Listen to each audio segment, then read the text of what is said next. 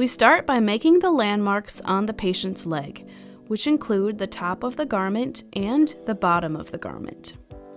First, wrap the measuring tape around the leg, with the top edge positioned at the bottom of patella. Do not pull the tape tight, just apply light tension to hold it against the skin.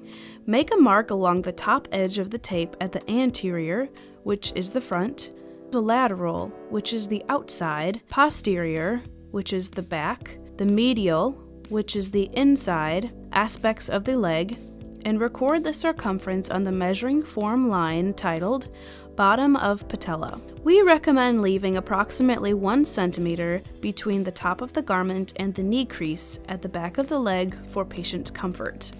Next, wrap the measuring tape around the ankle, with the bottom edge of the tape positioned where the bottom of the garment will end.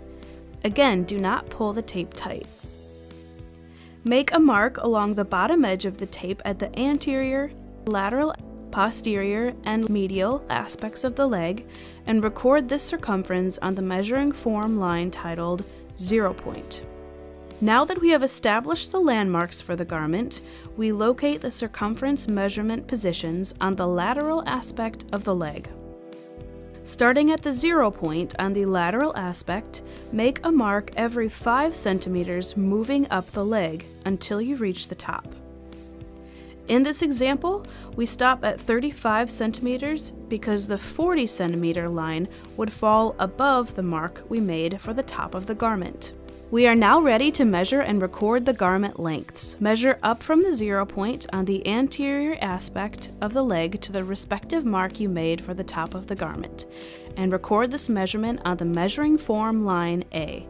Please note that if the garment is too long, it will apply pressure to the top of the foot when it is flexed and cause pain.